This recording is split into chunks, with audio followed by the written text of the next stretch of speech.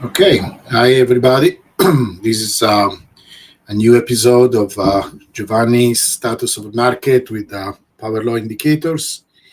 Today is Valentine's Day to 14 2025. Happy Valentine, everybody.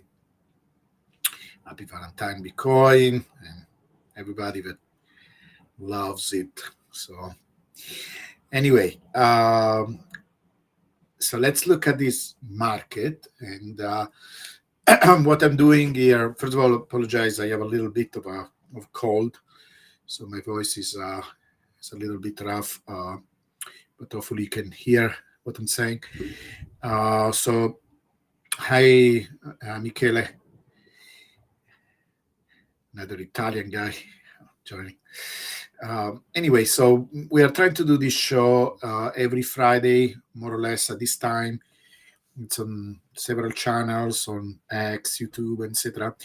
And the main idea is I want to show you how to use these indicators. Right now, I think we have about 13 of these indicators. And the reason we have so many is because we look at different things that are related to Bitcoin, different, angles, different way to look at the data. We are trying to add more on-chain information, more also macro indicators. So, it's basically to get, we also have a micro strategy. Eventually, we will try to add some minor stocks.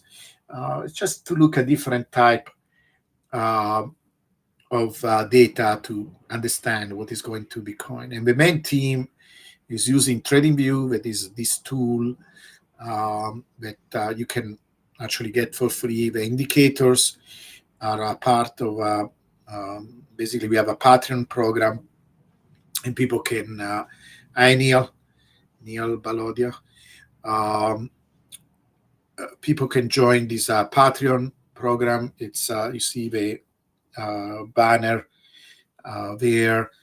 It's a volunteer program, where you support my work, and then you get as perk the indicators. You can join our Discord channel. We have about almost 1,000 people in the channel, and people that are using the indicators.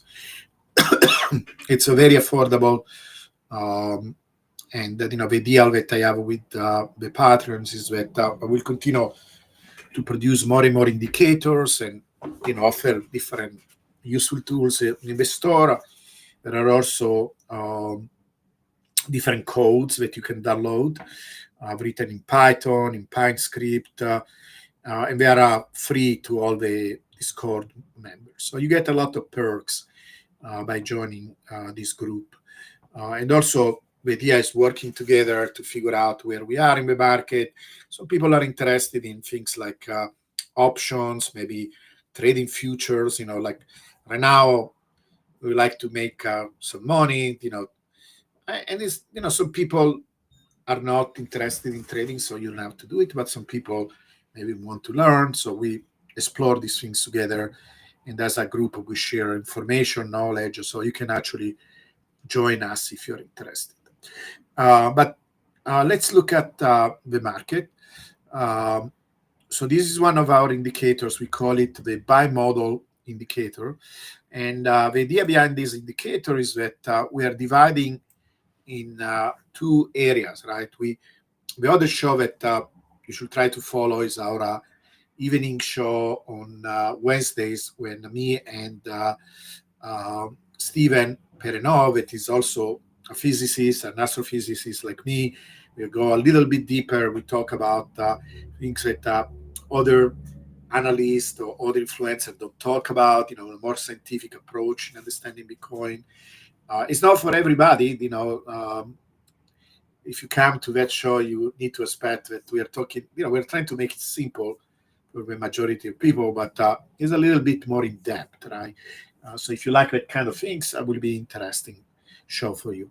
And we discussed recently how it looks like that Bitcoin really has this bimodal, or two modes, basically, behavior, where there are different ways of indicating these modes.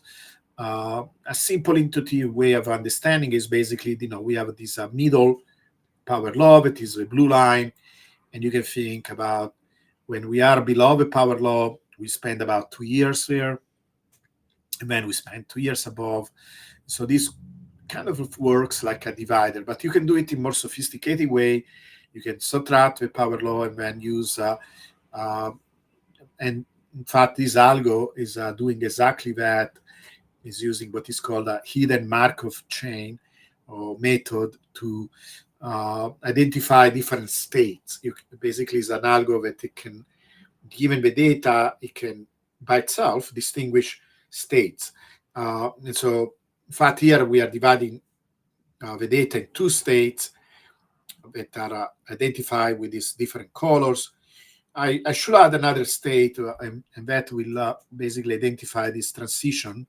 I didn't do that. I think it's actually useful. Maybe we can code it yellow. But it's kind of cool to see when we are in a transition phase. So these transition phases are very fast when we're moving from one state to another. And this is basically what everybody knows as bubbles, right? The different bubbles. Now, there are sometimes, like what Stefan, the term that Stefan uses, it is a fake out. So there are times where we are in this area when we are not supposed to be there, we're supposed to be here. It didn't happen during these cycles at all. This was, in fact, even before the bubble. The first bubble was this one, right?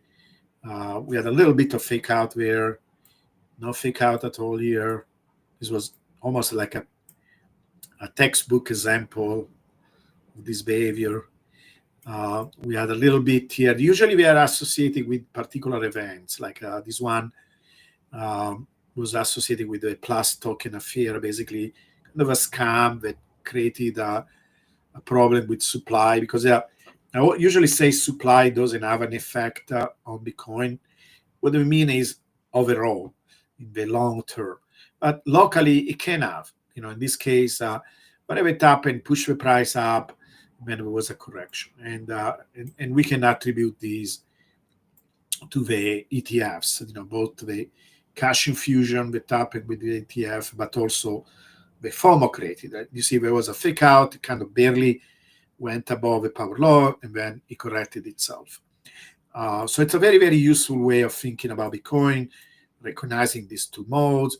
The shades here are proportional to the local volatility over a period of time. With this indicator, actually, it's kind of cool because you can decide how wide of a range you want to use, right? It's part of the parameters. You can make it smoother if you look at the longer range where you want to calculate the volatility, or you can catch more of the local volatility and kind of follow the pattern. But the main idea is that basically there are 2 power laws. There is a middle power law where the price stays contained. We kind of calculated, these are all things that we are discovering little by little, but basically when we are in this regime, the maximum deviations that you can have from this black line are about 30%. And that are really the extreme cases like this, when you have one of these bottoms. So this bottom is understood as one of these large variations from the trend, that is the black line, and is about 30%. But if you're thinking, this can be applied 4 years ahead, 10 years ahead, 15 years ahead if the power law continues, and you can predict when we're in this region, variation, where the price is within 30%. That is incredible. And then, these are really the most extreme variation in both directions. Most of the price is actually contained in a very narrow region, about 10-15% from this range. So being able to predict the price of Bitcoin within 10-15% is incredible. When you are in this region, the prediction is less precise because there are these huge deviations that are also due to basically volatility, right? The volatility increases. Now, you still have a power law It's just now you added this added volatility. Now, this added volatility tends to be as a long tail, positive long tail. So it's usually more than what the power law tells us. And this blue line becomes almost like the new floor. So again, the price is relatively contained and usually does better than what these limits give you. So it's still very useful in determining basically the range of action. And if you use the local volatility, you can see actually how the local volatility kind of almost predicts where we're going to be, because as we move, we can calculate the volatility, and basically the price never goes beyond this shaded area that are some of the largest variation. In fact, if it goes there, you can almost count that there is a correction. So it's kind of a dynamical way of calculating what are the possible deviations from the trend. I really like this indicator. It's one of our best indicators. Now, what is going on with the recent price? So this is one way of looking at it. So we are in this region. We transition around November, which is associated with bubbles, right? So we are in this red region. So we are expecting to do better than the power law. Initially, we did better than the power law. In fact, very well. That when we started the bull run around November, we were moving along this white line. Lines here, because we're trying to do everything scientifically. We don't use TA, etc. We are trying to speak the language of mathematics. Lines are exponential. So usually we leave a power law behavior and we go exponential during the bubbles. And you can measure the slope of this exponential, in fact, calculate, because an exponential has a constant gains, right? Constant returns. And then you can compound them, and you can kind of project where the exponential is going by compounding the same return over a certain period of time. So if you compounded these returns here, we will have ended up something close to, if you think that the bubble is going to be like all the other bubble. In a moment, I will show you a comparison of a cycle. So it is another of a chart that we use all the time. We are thinking in our understanding of Bitcoin cycles that usually the peak, it's at the end of a year. So quarter 4 of a bull run year, right? There is one bull run year. It's really 3 years, because the other 2, we move along the power law, that is still pretty bullish. But we have one bull year where we go even faster than the power law. And then another year when we correct, right? At least this has been the behavior in the past. And we are going to try to figure out if this behavior continues. So if we follow that exponential and we extrapolate it, Bitcoin never does that. It's kind of regular, but there are times where we go faster, when we slow down, it stays flat for a little while, when we go exponential again. But, just to give you an idea how fast it was, if we extrapolate it to the future, to the end of the year, we will have end up close to 400,000, something like that, 380, something like that. But then, since then, like I'm sure everybody noticed, it kind of, stay kind of flat, right?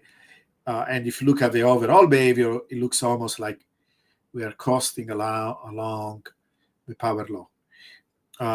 This calculation probably needs to be updated. I did it a little bit ago. Now, I don't know, because basically moving along the power law means 0.1% a day.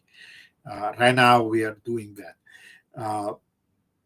If we, it's power law behavior, so it's not really constant. The value goes down in time. But as an approximation, 0.1% a day. And for some time, we were doing a little bit better. Again, if you connect, basically, if you're trying to find, you can do it more mathematically, but, try and kind of draw a line that somehow goes through the middle of here. Then we get this value of 0.2, because it's kind of what is needed at this point. Maybe a little bit better than this now, actually, because more time is passing by. Uh,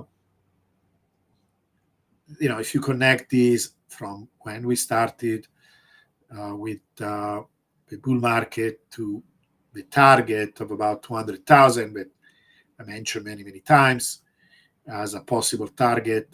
There are reasons why we calculate that. It's due to how the peaks have been going down over time.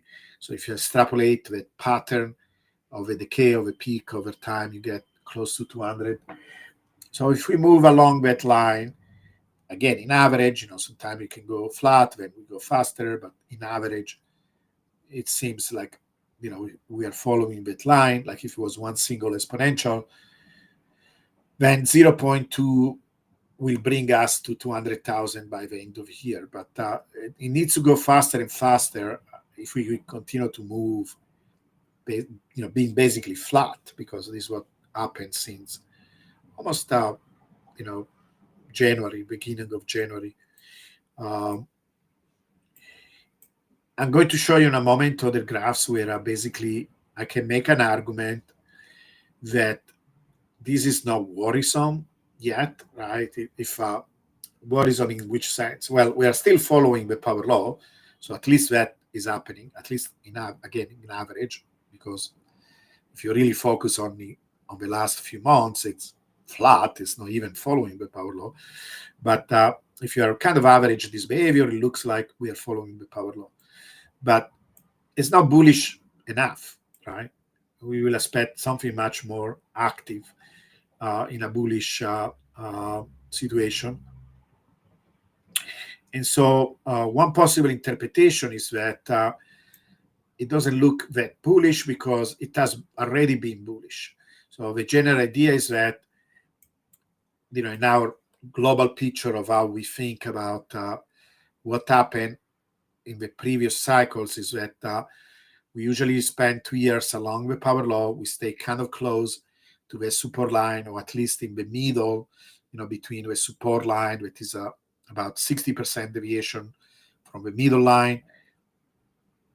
The true power law probably is actually this one, right? Statistical, at least, in the middle. And there are deviations from these that give us the bottom. We never cross, almost never cross this blue line. So we stay confined here. But what happened because of the ETF, we pushed up. And yes, there was a correction, but it was not big enough to actually bring us back. Like, for example, the previous cycle, we actually had a kind of similar behavior. We left this middle ground. We had this fake out. We corrected.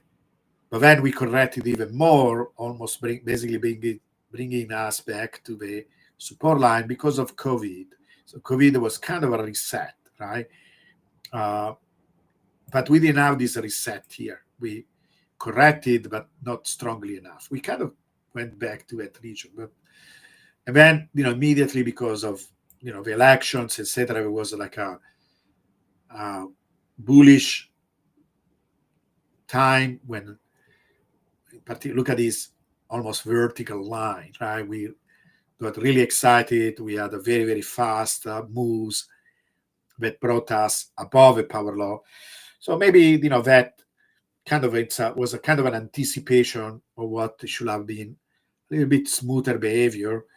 If you extrapolate these, you kind of distribute it over the entire bullish period, and you're saying, okay, we already kind of did half of the work, in being there. We are already halfway, and say when that will have been equivalent if we actually started closer to the bottom, kind of like June. So in a sense, we can continue to move flat, to stay flat until June, hopefully not, and still hope that we have a bull market, where we reach at least 200K. By June, the bull market needs to be really crazy to actually start to go close to 200K. But, we don't know yet what is going to happen. So it's possible that maybe in the next couple of weeks we start to go up and see some action. But as time passes by, it's a little bit more complicated to reach these values, right? So this is what is, it's basically what the data tell us, right? Without making speculation about this event or this other event. It's different, and we can see how different it is from other bull markets by looking at this chart. So this is a chart that also like a lot because it's basically a comparison of all the different cycles. So let me explain what I did here. Okay. And hopefully, let me see how it looks like in the screen. Okay, I think you should be able to see it quite well. All right, so here basically this is what is happening right now, right? This is the current cycle. So as I go below, I'm showing the correct prices, but the date here, right, is not valid anymore for this yellow line. It is valid in terms of a month, right? The months and days are the same, but in terms of a year, we go back 4 years. So instead of being 25, this one is 21. And then I go back 8 years, right? So basically, I'm showing the different cycles, 4 years in the past, 8 years in the past. And it's a one-to-one comparison where wherever place in the current cycle you are focusing on, if you go below, just stay below, is exactly what happened at that time during that cycle with the given price. And immediately, just by looking at it, you can see, right, first of all, the previous cycle, mostly because one interpretation, right? Because when you have a data, then it's a question of, okay, what the data tell us, what is the interpretation, and this is where you go from pure data to actually a little bit of speculation, but still based on the data. So, for example, here is COVID. We knew that there was a lot of money, a lot of liquidity created by stimuli. Not all the countries did that, but a lot of people, at least in the United States, got checks, extra checks. They started to use these checks to. I remember very well. People were trading, not just Bitcoin, but the stock market. We were a lot of interest for these kind of things. Everybody became a trader all of a sudden, and so there was a lot of liquidity created by that. That kind of pushed the market up pretty fast early on. And you can see here, right, there was a very, very fast activity. And in fact, we had an early peak in April. We had a double peak, one in April and then another one later at the end of the year. And this is pretty visible here because you see, this white line is where the power law is. We left the power law behind and we went crazy, right? There was some kind of correction, but it was very, very, very bullish behavior. Now, previous cycle before that, it was much more of this kind of textbook behavior that I say, where we stay very, very close to a support line. We started to kind of curve up to go towards this bullish behavior, and it was very, very smooth, right? So yes, there was some excitement here when there was a correction, but we continue up. I need to add 12 years, so you will see what happened when before that, but it's containing the chart. The way to look at it is going here. So this will be the 12-year behavior. You see here, similar thing. We stay very, very close to the power law. This was the end of the year. Then a little bit. So this was by January 15. So before today, right? Almost a month before today. This was 12 years ago. We started to go crazy. We had this could also be understood almost as a double peak, right? It's less evident that the double peak of the last cycle, because it didn't go that high. And then we had, look at this, we were going a little bit up, but if you take a look at zoom out, it looks almost like flat, right? For a long time. In fact, so this is why there is not too much to worry when we stay flat for a little while, right? This went from, if you study here, from, we had a correction. Let's start from here, from May all the way to almost October. So several months where we stay kind of flat, and then we had this crazy run up, right? These are crazy exponential, almost vertical action. Now, I don't know with the large market cap we have right now, if we can see stuff like that. Remember, this was 12 years ago, so it was easier to produce. But yeah, uh, again, if you compare these actions, and if you want to know what happened next, you go from here to here. See how these little bumps look like this.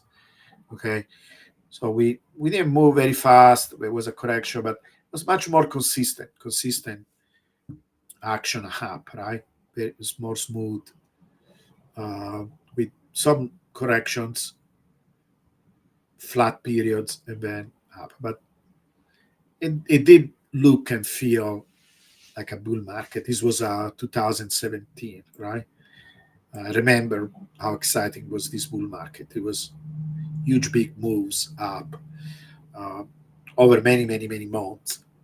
So it did feel like a bull run. It looked like a bull run. By this time, it was clear we were in a bull run. It doesn't look like a bull run right now, right? But should we worry about this? Well, I will not. I will say no yet, but it does look different, right? Because even in this case, where we are still moving relatively slowly, we didn't stay flat at this particular period. It's okay to have like a nice run up and then stay flat for a little bit, even a correction, then another run up.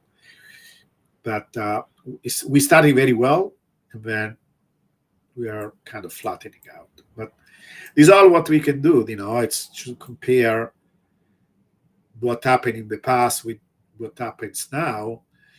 uh, it's not yet time, right? Because many people say, oh, the cycles are dead, because this is one of the things that we would like to understand. Are these cycles still here, right? We know that, and the other question is, if they are here, are we having a smaller peak? Like, I am in that camp that I think the cycle are still here.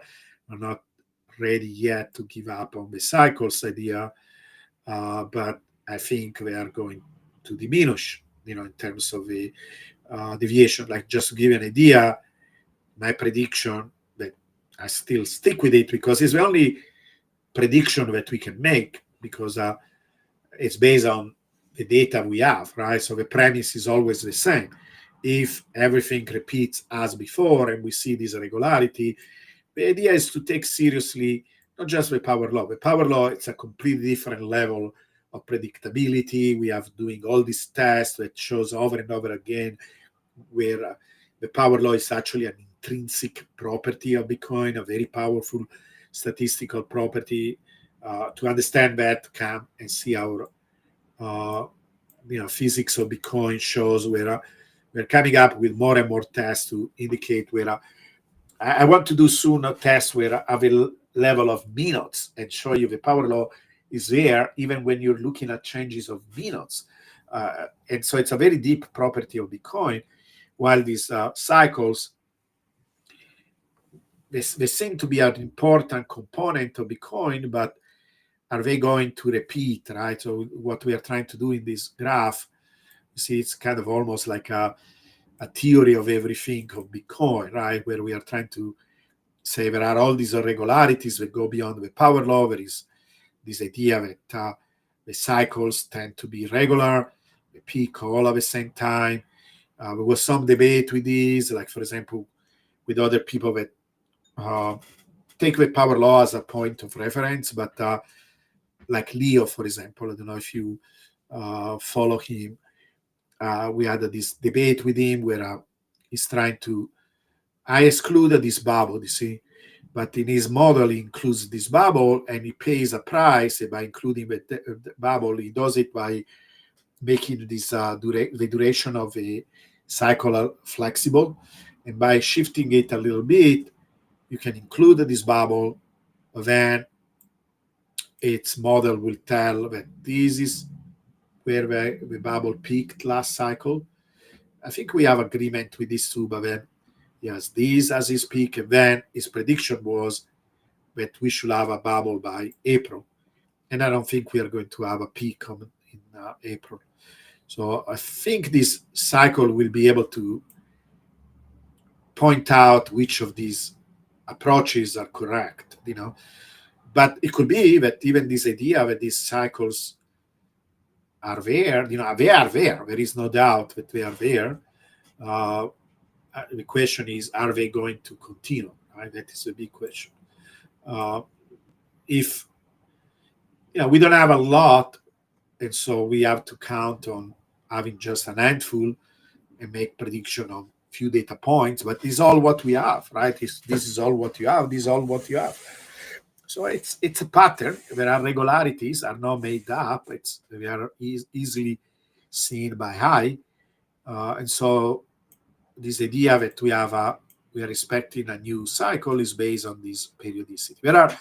You can always do it in the simplest possible way, like aligning the cycles and then see that kind of peak the same way, but you can also use a more sophisticated method. One more sophisticated method, I did this also offline, not just using an indicator. It's kind of doing what I did here, where you superimpose the cycle, you normalize them by reducing, these tops. There are different ways that you can normalize. You can normalize by volatility, like I did here. And then these tops that are in a linear graph, they are very different, right? The first one has deviation that are almost 15 times the power law. The second one more like 10. The third one 5. The next one that we're expecting, we are thinking about 80%. But you can normalize, so the tops are more. It's easier to compare them, and they look kind of the same. If you, for example, divide by volatility, then you can sum them. This is a method that we use often in science when we have cycles, for example. You can superimpose them, and then you take an average, right? Or you can calculate what is called the Fourier transform. But even just averaging cycles, when you superimpose them with the same periodicity, if there is a real cycle, you will see a pattern. It's just a way of eliminating noise, right? Because coherent sine waves, they sum and they build up. The peaks will be stronger and stronger if they have coherent oscillations, and noise will cancel. So that is actually a technique that you can use to identify oscillations. And you can see, if I do that, that is basically the blue line, the average. I see a clear bull behavior here, a clear bear behavior. Here I'm subtracting the overall, these are deviations, so I'm subtracting the overall power law. And when we are flat, that is basically the power law, right? So if we are flat, means we are not changing relatively to the power law. So basically, it's a way of identifying when we kind of follow the power law. So we have a bull run, we have a bear run, right? You can see it's basically 1 year up, 1 year down, and then 2 years along the power law. Here, I should start to kind of color these a little bit red, because basically blue, because basically we are entering this region. Starting from here, all these should be blue. I don't know why I still have green. I need to fix this. But here is where, from this purple line should be blue, because basically we're entering the power law area. And you see how these actually starts to go up. So we are in bull territory here. And these are how the different cycles compare, right? This is big. This one where you see we kind of started well. In fact, we almost follow almost identical to the previous cycle. Then this is how the previous cycle looked like, very bullish, and we continue to move along the power law, it seems. Okay, and this a second cycle. So this kind of how it looks right now. We need more information, I guess. Let's see what happened in the next few months. I can show you some other charts. For example, liquidity. So one of the reasons why we don't see a lot of action, I mentioned this in the past, is this liquidity puzzle. So I created this model where instead of just superimposing M2, that is one of the global liquidity measures, this is how many people do it. They show directly M2 and then they superimpose it on the chart. I did something a little bit different where I start with calculations offline, where I plot the global liquidity versus Bitcoin, and then I try to see if there is some kind of behavior. Over a short period of time, it looks almost like a power law, but everything looks like a straight line if you take too little data. So I took the entire history of Bitcoin, and it doesn't behave like a power law. It's much more complicated. It's kind of complicated curve, non-linear curve.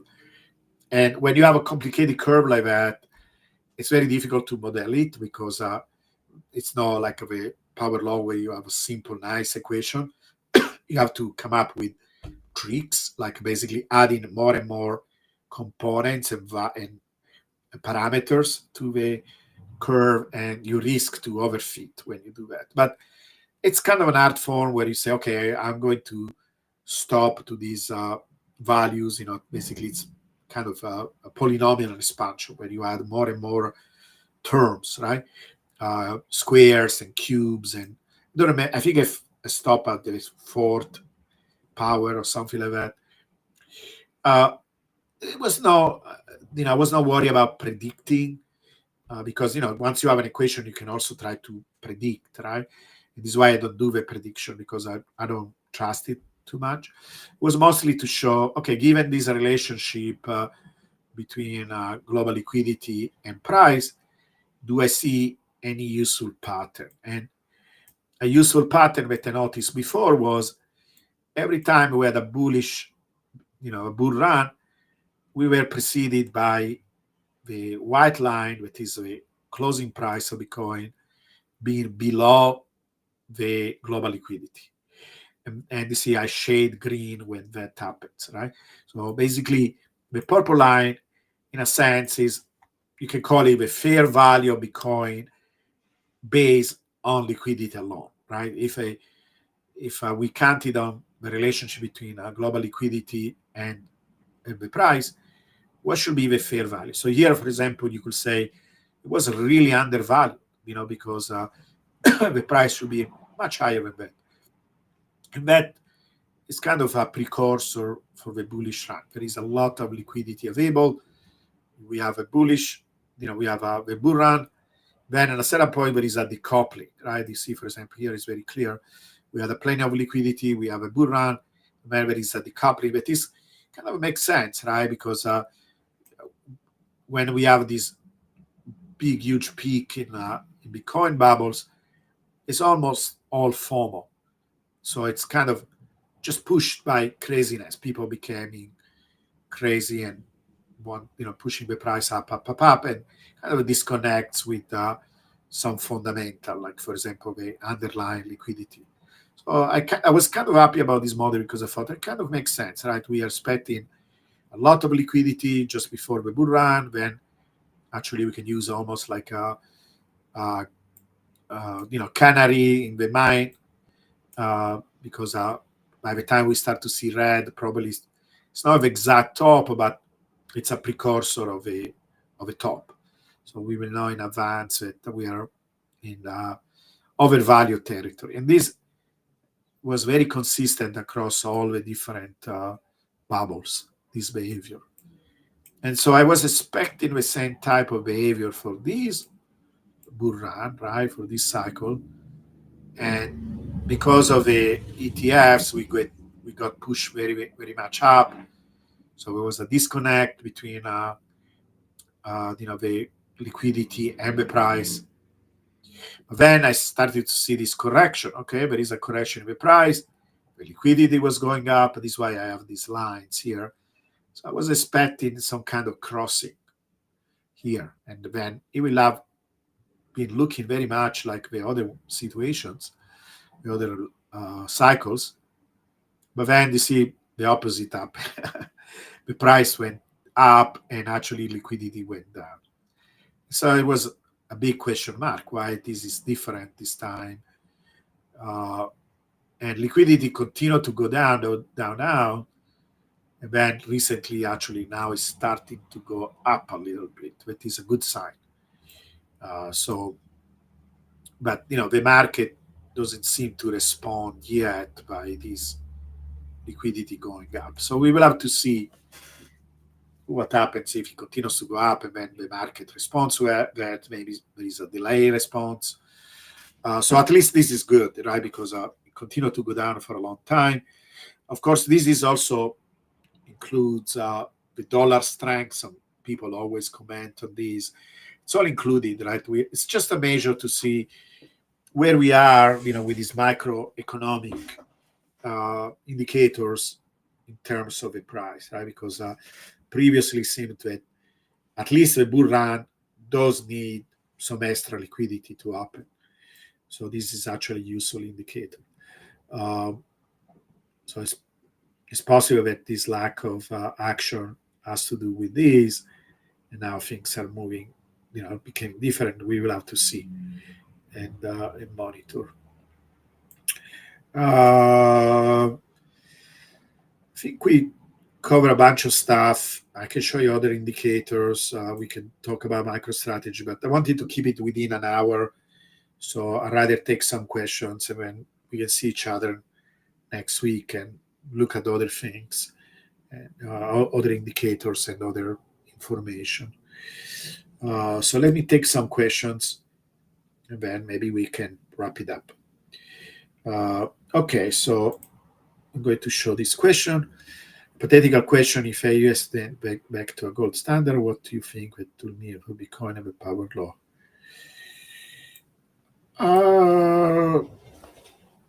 I don't know. I think it will be very difficult for the United States to do that, but I have to think about that. I know what will happen if we go to the Bitcoin standard. If you go to the Bitcoin standard, this is what they say all the time. There is no power law, right? There is no power law anymore because the story that we are showing here is how we go there, right? This is why many times I don't understand when people say, "Oh, you're showing dollars." Well, exactly, that is the goal. We are trying to show how we go from the world using the dollar to actually hyper Bitcoinization. How this story looks like, right? And it looks like the power law. We are following the power law, and there are reasons, right? This scaling behavior, right? So another way of calling the power law, it's a scaling law. It's a scaling law. It's telling us how we reach this goal of hyper Bitcoinization. We do it following this scaling behavior, right? It is very interesting, and if you understand the relevance of scaling and why scaling is important, it's one end amazing, in the other one, it's almost obvious that it should follow a scaling law or a power law. So that is the story. But if we go back to the gold standard, let me think about that. Let me think. It's a good question. When I get good question, I want to think about them. What will imply if it will be even possible to do that, right? Because we were reason why they left and why it will be very difficult for the economy to go back to any kind of standard, because right now it's so tempted to print, right? They will stop to print. So yeah, let me think. Now we know that and the one thing I should do, because it's not you can always choose, when you have these charts, right? For example, if we go back to, let me go back to my bimodal chart. Okay, you can always choose different currencies, right? You can choose to. Do I actually have different currencies? Yes, you can choose different currencies. In fact, even different coins. Uh, so you could plot it versus the British pound, right? And then see how it behaves, etc. And in general, you will get slightly different behaviors. But for example, right now, this is kind of cool, actually, something that we should do. Uh, in general, you get power laws, right? But because this is calibrated to be based on the dollar, uh, maybe you need to shift a little bit. For example, right now I'm using a 60% deviation. Maybe it's a little bit bigger, right? Or, for example, we are not yet in this territory, right? So you can use different currencies, because all this is calculated even when I try to fit with power law, for example, right? With power law that I'm fitting here, because you can do it dynamically, uh, by using whatever data. We have an adaptive one that is adapting to whatever data you give. But the power law I'm using here, I calculated offline, right? And needs to be updated regularly. But it doesn't have to be updated too much. This is why you can use one single value. But you see, everything is calculated based on the dollar. So if I shift it in fact, maybe in a certain point, we should do that. We should create a bunch of these graphs for the different currencies, or maybe make it. What we could do. We could do a. In fact, I'm thinking about that. It could be cool to do it as a variable, right? So people choose the currency they want, and that will give you all the correct values. Um I'm actually pretty surprised that going to the pound, we still get pretty good behavior, even if all the parameters are calibrated for the dollar. But we did it, with all the currencies, and it's always a power law. It's always a power law. The slopes will be slightly different, right, for different values. And now it's giving us the value in pounds. Um, but yeah, we should do that. We should make it an option where people can choose some of the major currencies. Then it will give you the right parameter for that. And in fact, we could do it for gold too. So you can actually plot the stuff for gold. These power laws also for gold. Let me work on that.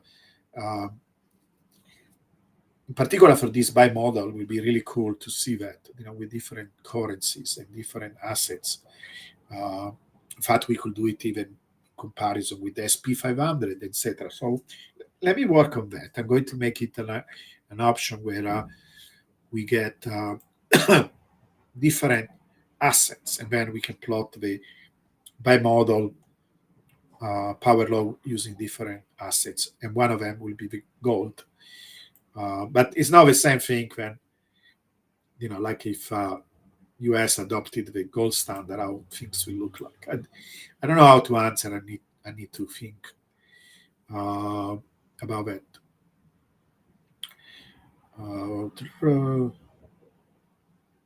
Okay, let me check the other question. Who it is C in other halving? I don't know this question. Who it is C in other halving? Maybe can you reformulate the question? Okay.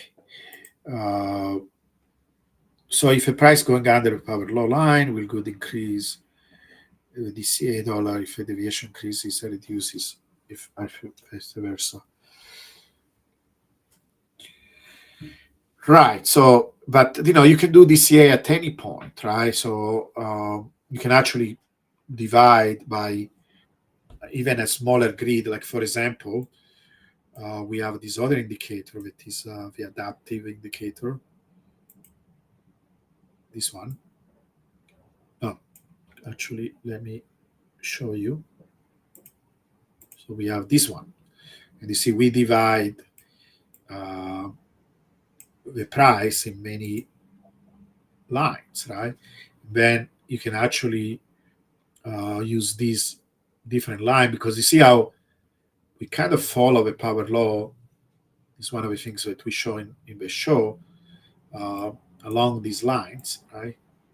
So there are times where the price kind of, it's almost like an attractor, right? So we follow the power law, we we stay there along these. It's almost like support and resistance levels. Spend a lot of time along this line, and then all of a sudden there is a transaction. This is how Bitcoin behaves. It follows the power law. When there is a sudden transaction, when we stay along the power law, when a sudden transaction, and sometimes you have corrections, bring us from one level to another level, and we continue to do that over and over. So you could use these as a way of doing DCA, right? Waiting until there is one of these corrections, uh, you know, relatively to these power laws, almost by creating a grid around these power laws. And we are building bots to do these kind of things, actually. And so, one of the beautiful things about Bitcoin is that you have both the long-term behavior that is stable, but you have a lot of volatility. So even if there are a lot of purists, they say hodl, hodl, hodl, hodl, it is what everybody should do, of course, with Bitcoin, 90% or whatever amount you should hodl. We are all the serious Bitcoiners are hodlers. So the majority, it's not that we are against hodling. The majority of your Bitcoin, you should have it offline, you should hodl. But what about taking a small percentage and do a little bit more aggressive things based also on just the desire to learn things, trying to understand how Bitcoin behaves and using some of this volatility, because Bitcoin has a lot of volatility. And so if you use it and you learn, and you spend some time learning about options, learning about futures, learning about trading, and you put the time and energy, then you can be successful. It takes time. It's an investment, right? Investment in time and energy. But me and other people have been successful. I made money doing these things. And then what do I do with that money? I don't spend it. I buy more Bitcoin. The goal will be to multiply my Bitcoin. And I don't care how many people criticize this and attack it. They do it for political reasons, not for real scientific reason. That is the beauty of Bitcoin. It is the best of both worlds.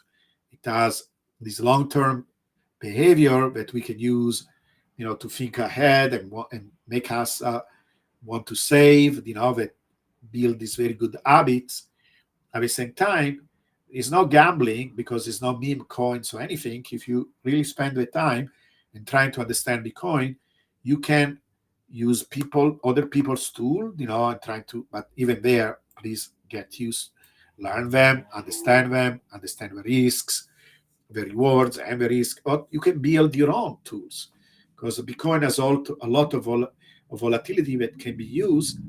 And at the same time, with the predictable behavior, you can, for example, use options. You can try to say, okay, one thing that you can do, right, because of where we are going, you can say, I don't think it's very likely the price goes below here, so I'm going to sell a put, or buy a call, or whatever, whatever game you want to do, because very likely the price will stay confined in that region, because of this long-term behavior that manifests itself at all the different time frames.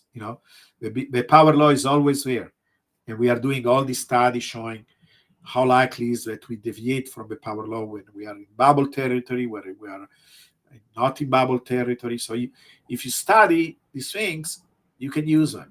This is what happens, and you can then buy more Bitcoins. So it's an invitation to go a little bit deeper and study these things. All right. Okay, hello from Italy, Power Mix. Hi. Okay. So yeah, so if you're talking about the huge big drawdown, when we reach, if we reach this 100K, the theory, again, if we under the assumption everything repeats like before, we're going down in quarter four of 2026. I'm showing it here on the chart. We go down to uh, 70K. And again, what do I base that on? Everything I do is based on calculations, on looking at past behavior. Is again because what happens, we usually reach the top. And again, how I calculate the top, I calculate it by measuring this deviation from the peak. It actually follows an exponential that seems, that even with few data points is statistical significant. Now, should we take it seriously? No, not where we bet our house on these, but it's a relatively predictable pattern. So if it continues, to be predictable, then we should reach 200. And then what do? Usually we go back. You see, we always go back to this support line, and you can extend the support line. Is about 60% deviation from the trend. Let me go back to. So this version of a power law is called adaptive power law. Let's do this one. It is more fixed, based on one single value of a slope. So basically, we go back to this white line, that is the support line, where all the bottom historically have been. So if you go back to that bottom, like we have done before, then that bottom is about 70K. And again, how I calculate it? Well, I stand at this line, I look at where we usually go. Actually, this is more precise than the tops. We usually go to the bottom at quarter. See, we use even this language uh, of a time, right? If we call the top 12, bottom is 3 o'clock. That is basically 1 year. So 1 year later, after we reach the top, we reach the bottom. So if we look at what the price is supposed to be in quarter four 2026, it's about 70K. So this is what can we be a little bit higher? Yes. Lower, usually we never cross that line historically. So I will be surprised if we go lower than that.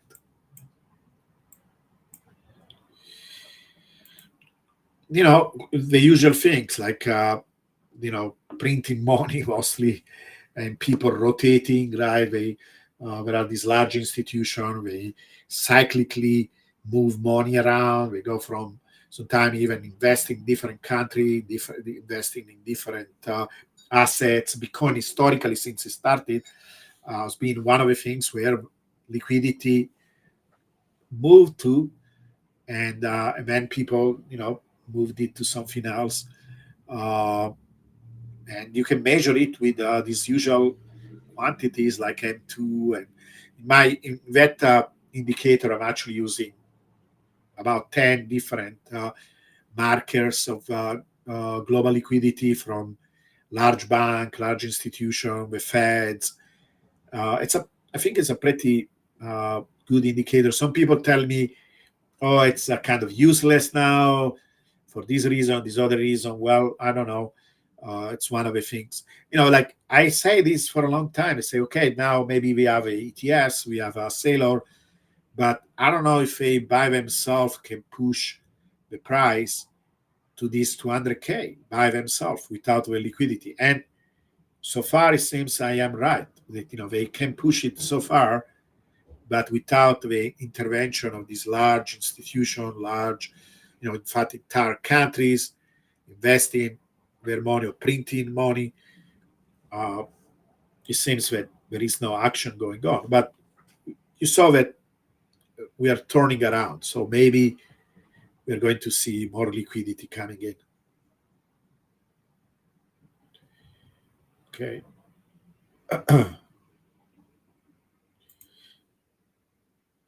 Yeah, so I'm working with a couple of companies that are developing tools like bots, for example. I'm using one of these bots myself. I'm testing the other one, uh, and in particular, this company that I'm working with, and I already tested for several months their algorithm. We're integrating a lot of power law ideas.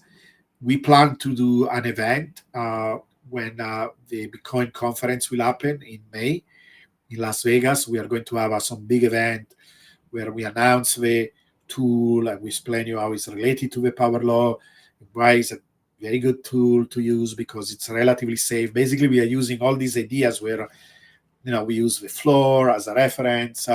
Unless we go below the floor, you don't get liquidated. It's not even just a bit below, but a big quantity below. So we are using all this knowledge around the power law to create these tools where it's basically kind of a clever DCA where if the price corrects, you don't have to sell your Bitcoin. Use a small portion of your Bitcoin. You can put it on an exchange. It's a risk. We're also trying to see if there are some solutions that don't involve exchanges. But the idea that okay, I want to be a little bit more aggressive because I don't own 200 Bitcoin. If you own 200 Bitcoin, you can sit in your Bitcoin, and one day you can retire only on that. If you have less than that, I don't know. Some people say, oh, you can retire with zero point 0.1 Bitcoin. Don't listen to these people. They don't know what they are talking about. It's all about clicks. You have to be a little bit more aggressive. A little bit more involved, understanding Bitcoin, studying Bitcoin, using these opportunities that are still there because Bitcoin has a lot of volatility. So you have to be, to take a little bit more risk. It's part of it's reality. So don't risk all your Bitcoin. Just take a little bit and learn these tools and see if they work for you. Uh, Better than meme coins. Don't waste your time with stupid meme coins. You know, and and so we are trying to develop these tools for people based on our experience. Working together as teams, and I will never advise you to use something or even mention once has to be careful about the word advice, right? Or share this with you or try to tell you my experience with these tools if I didn't use them myself. In fact, this particular company was funny because they told me, Giovanni, before contacting you, we were afraid because we know that if our product was crap, you will have told everybody it was crap because this is how you are. Exactly. And I told you, yeah, you were perfectly right because if it was crap, I would have told everybody it's crap. Instead, it's good. It really works. Now, is it perfect? Is it going to work forever? We don't know. We are testing things, and we are learning. And so far has worked very well. Yeah, this particular one, the problem is when there is no much action happening, there is not much that you can do, right? But there are versions where we can also use the uh, small movement. So if a price goes from 97 to 91, you can still make money from that, right? Without taking crazy risks. Uh, so you have just to know how to do it. So we are developing all these tools. I know people and announce it. People tell me when. The reason why we are taking time is because we want to make sure when the product comes out is good, and you are happy about it. So we'd rather wait 1 month more, 2 months more, and have an awesome product, something that works well. And everything is transparent. You can see, the code is not shared, but you can see all the trades. I post my P&L, that is real trades, no fake trades, real money. I'm putting my money on the line. I would never suggest you to do something that unless I do it. And I am there in the trenches with you guys, But that is my strong conviction that the beauty of Bitcoin is that has this long trend behavior, but also a lot of volatility. That if you study Bitcoin and you understand Bitcoin, you can use it, and then you can have more Bitcoin than before. No nothing what we do with this kind of stuff is always 100% sure. Not even owning Bitcoin is 100% sure, or without risk. It's all a question of how you manage the risk, right? With anything in life, not just investment, everything, even marrying somebody or, you know, learning a new skill, getting a job, everything. So we are working out, and when we have something, we're going to share. We are planning to do this event, and before the conference, you will know everything if you want to come to the events. But if you cannot, of course, we will also share it online, and everybody will have an opportunity to use these tools. Okay, this other question. What do you think about the pi cycle top indicator? Does it reveal anything inherent about Bitcoin? Yeah, I'm trying to. So first of all, it is a lagging indicator. No matter what many people say, well, it's actually predictive. It's not, because it's just two moving averages. It cannot be predictive. It's just a good way to show that once we go down from that peak, it's consistently down. Okay. And so it's an okay tool, and doesn't have anything to do what my big criticism is they call it pi, just to make it sound better and more scientific, or more relevant. It doesn't have anything to do with pi, because basically it's about 1 to 3 relationship between the long time moving average and the short moving average. And they made it so where it is 3.14, and they make the big claim as anything to do with pi. But they could have chosen 3 or 3.2 or 3.24, nothing that has anything to do with pi, just roughly 3 to 1. So calling it pi, it's a little bit of a, it's misleading.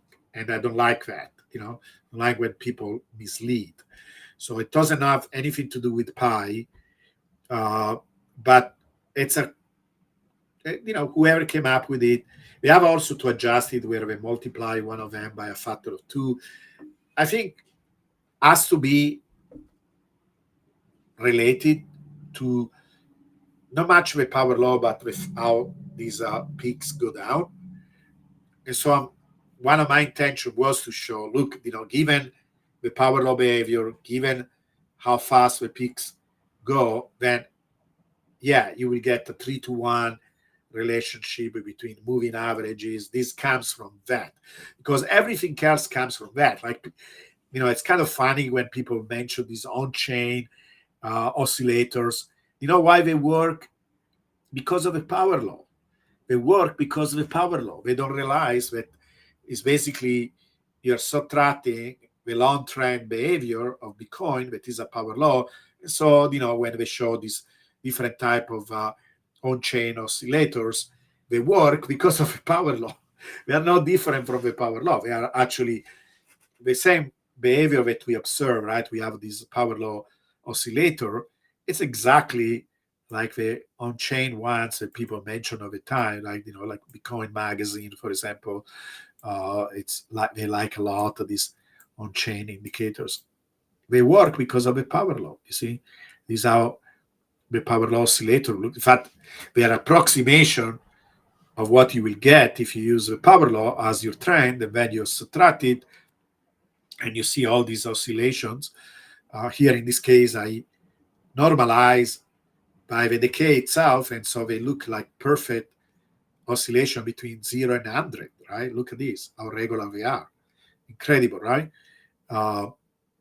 And it works because we have a real trend, a physical real trend that is there, and it's a deep statistical property. And the people that don't understand that, I'm sorry, you don't understand anything about Bitcoin. It's that simple. If I make it that strong, it's because it's the truth. It's not an illusion. It's not, like when people argue with me about this, they are like amateurs. They don't understand what we are talking about. I don't want to name names, but that is the truth. There is a real pattern there. It's a power law. We are lucky. We should use it. If people don't, you can listen to them, but I think it's a waste of time because everything needs to be understood in terms of a power law. Look at this. Look at this, how amazing it is, right? Look how perfect this behavior is. I can describe all the different oscillations by introducing the power law, subtracting the power law. I get all the bottoms, I get all the tops. If I include the decay, how else? How more clear than this, right? So if something works with Bitcoin, like somehow the pi cycle indicator works because of this 3-to-1, I don't know yet why 3-to-1 it's the right combination for these two moving averages. Anything else will work, right? Very close to that ratio, but has to be that is somehow related to the power law, because everything that works with any type of pattern that you observe with Bitcoin is relating then to this scaling behavior that is fundamental in understanding Bitcoin. So yes, you have a good intuition when you ask that question. It has to be that has some kind of relationship with the power law. I wanted to spend time to demonstrate that. First of all, in the next few days, I will make a demonstration with all these on-chain oscillator that people use. And sometimes they say, oh, this is better. No, it's not better than power law. They work because of the power law. I will have a demonstration of that. I think I actually almost done with that. But the pi cycle, I had intention to do that. I didn't have a chance yet. But you're right. It has to be. Okay. Do the ETFs mostly tend to buy Bitcoin OTC off the counter, right? I think ETFs cannot do that, right? It's not actually legal for them to do that. It's a good question. I don't know. I think from what I understand, ETFs, they should buy on the market, right? It's something actually that should, if anybody knows and want to comment, I will research it. I'm not sure. Like for example, they cannot, from what I understand, we trade only during trading days, right? It's I think, I don't know. I need to investigate.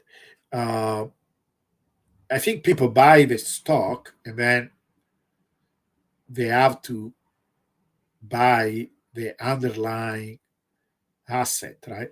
I'm showing my ignorance about this, how this works. I will do my homework and go and check what they do. Do they buy it in advance and have reserves, or do they buy after people actually buy the stock?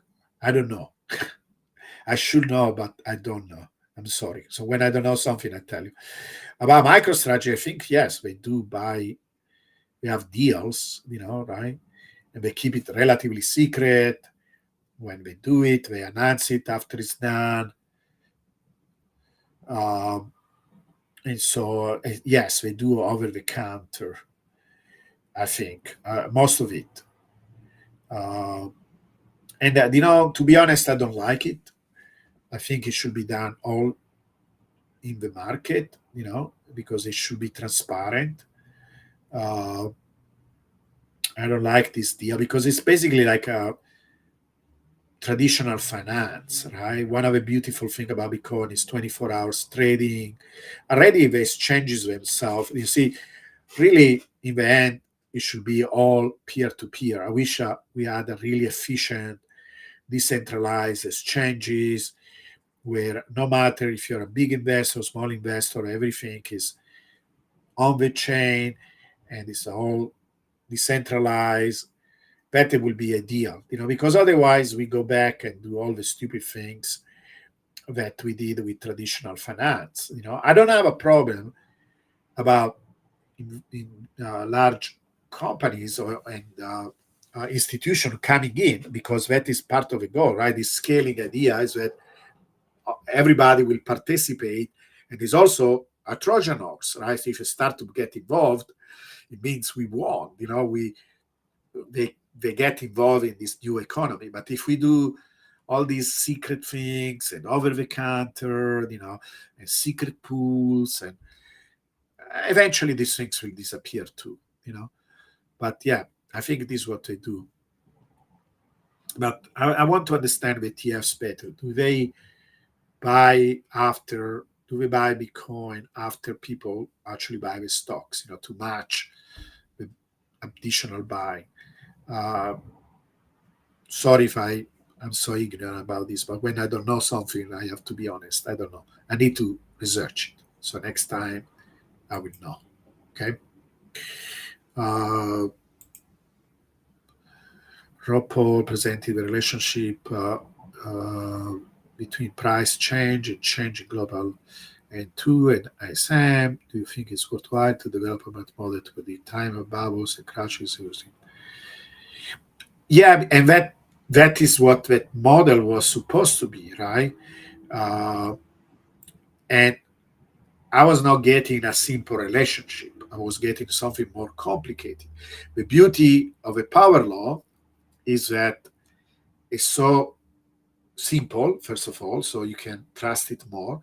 And also because it has this scaling property, right? It has this scaling variant. So you can be much more confident about using it for prediction.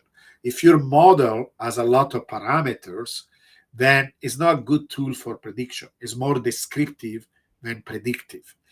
And this is why I never try to use that this liquidity model, because in theory I could, because it's an equation. So I could show also the prediction, but I never do it because I don't trust it. If you start to have too many parameters, then it's not a good predictive model. And so once I notice, okay, it's too complicated of a relationship, and I can show you other things, right? Maybe next time we can superimpose. Like, for example, there was this debate about, if you shifted by a certain number of weeks, there is a good match, and it looks, it's actually picking pattern by highs, that sometimes is good, but other time we can be misled by, the people finding different shapes in the clouds, or seeing Jesus on a tortilla, right? It's like seeing Jesus on a tortilla. So I try to, in physics, we like simple stuff, because simpler it is, more predictive it is. And so my opinion on that is that there is a relationship between liquidity and Bitcoin, but it's not really predictive. It's good to look at it because we know what is going on if we have enough liquidity, but it doesn't have very strong predictive power. Now, there is this other thing that is, the ICM PMI index that I like, because, and again, I don't want to use it for prediction, but again, it's a nice comparison. Let me see if I can find it. I have it somewhere. Next time I need to select only the ones that I want to show you. Where is it? Okay. Just give me a second. It's somewhere here. I'm looking for the PMI. If I can find it, let me go. Now,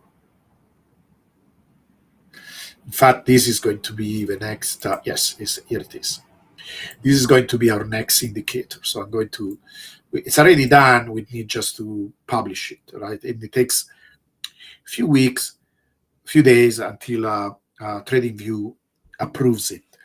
But this will be, people already have this indicator, but my innovation will be to basically compare it with the power law, right?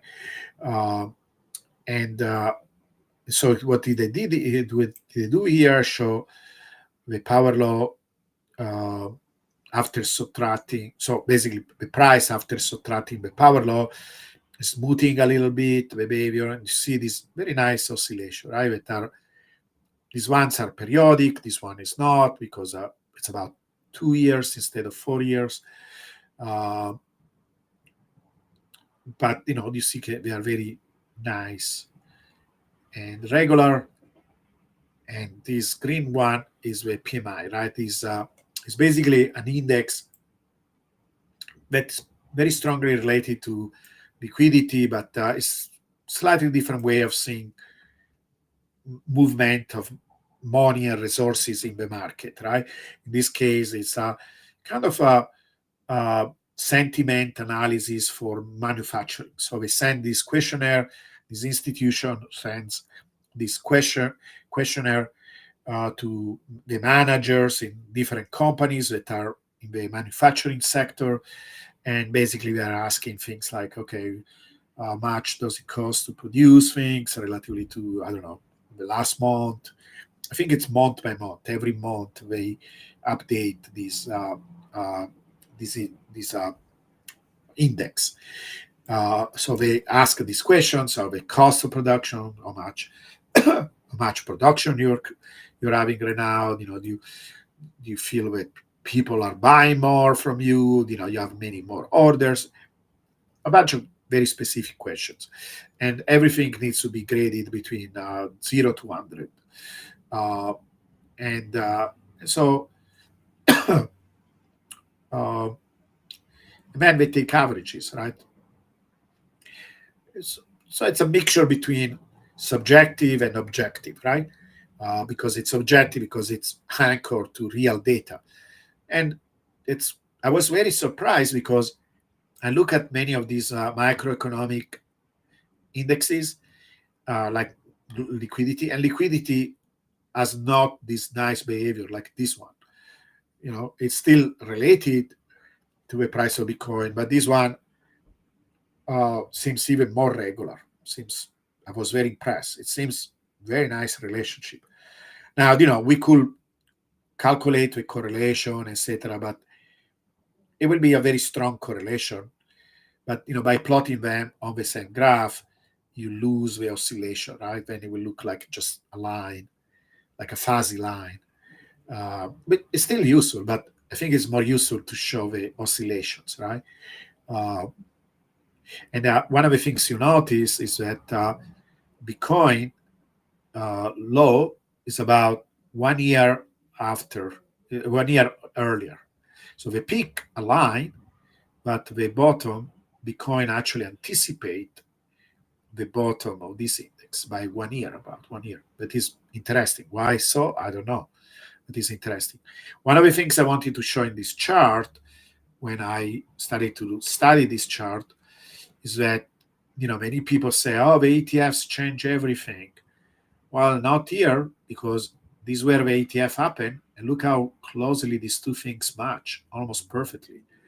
So there was this correction here, when we went down from 70K to, 55, and it followed this thing, So, and even now, and by the way, right now is going up. So Bitcoin should follow.